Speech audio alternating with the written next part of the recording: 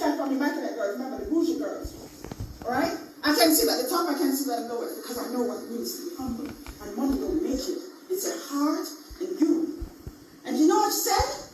She said, I've been striving, because you can see, to be an artist for years. And it's unfair for soon to come and to put this in, and then you reach where you go. This is my best friend. Be careful, friends. Give it up, give it up, give it up, give her a hand. Give her a hand for that. Those girls do not understand who I am and where I'm headed, because I'm heading to where God has destined me. And to every young child, to every young girl, to every young man out there, I say to you, get that God-given talent. Find your passion that is in you, and you will never work a day in your life. If it's going to be a carpenter, do it to the best of your ability. And don't do it just for money. Do it because it's coming from your heart. Because at the end of the day, guess what? That's going to make you rich.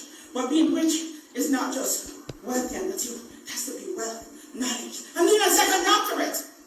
Why? Because they invested in me and told me that education as a child I learned this. Labor for learning before you grow old. For labor, education and labor is better than silver and gold. Silver and gold is money. It will vanish away. But a good education will never decay. I also learned this at the National Library in Jamaica, third world country. And read or buy a book and give it more than just a passing look. And I've done that. I've lived by it. My mother said she's sick, but I was able to take her from Jamaica to get world-class healthcare right now. Because your parents have invested in you. Take care of your parents. You love your parents. We are hard on my 11-year-old daughter. I took the phone from her because I said, you know what? You're not going to be honest. We're going to do what we need to do. We play games. We went outside, young people. Get involved in something. Volunteer. It's not about the money. It will come later when you do what you're supposed to do.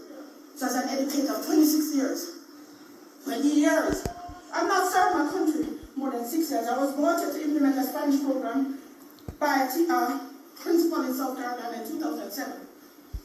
In a school, listen, that they were fighting, she had to fight to get a 25 teacher. She had to go to the country to get her. And she came to Jamaica because Jamaica has some of the best teachers. When she came, she observed a young lady who was pregnant and could not come and she said, why didn't you learn to teach like that? That's what happened. And from that, I taught in schools where I needed. I was state teacher 2020 January for world languages. And I'm sought after, but I go to Washington, to Tri-Cities, to North Clayton, to give back to my people. Because if all of us go to the schools, what will happen to our kids? And so young people, I challenge you today to be the head, to be the leader that you are here, because all of the persons who recommended you here saw something in you, a potential in you. And Dr. Bryan and her husband, Mr. Gregory, are doing this. I don't understand, they don't get paid for it. I don't think she get paid to be the consul. She's volunteering. But guess what? With it come blessings, because she's doing what they're doing, what they know. So guess what? I'm that passionate. Aim for that passion. Reach for the stars. The heights of great men reach and were not attained by sudden flight, but they, while their companions slept. What were we doing? We were upward toiling through the night. And the night. Listen to me. That's what I do. I don't get a lot of sleep because I know what is coming. But I do rest there. Mr. Bryan asked me, how do you do it? I said, the school that I went, and his mother was not able to live there many years ago. We followed that. It's still in us. There's a bit of time I need. It's inculcated in us that we must strive for excellence. We were told that we were among the top 2% of girls in the country. And so we had that instilled for 7 years in us.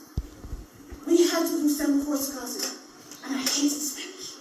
I had a teacher from Trinidad and Tobago. Listen, she sat down and taught us. 7th grade better than none. She taught well. And I got a negative 20 on a dictation and I'm not Miss Luger, and the teacher she said, you can smile and smile all you want. Next time I'll bring the back up with you. And I said, you know what? I had her for 4 years. I said, she will never be able to tell me that again. And I stayed in that book. And I stayed in that Spanish book. Went to the University of the West Indies, got a half scholarship to Barry University. My parents were not able send me.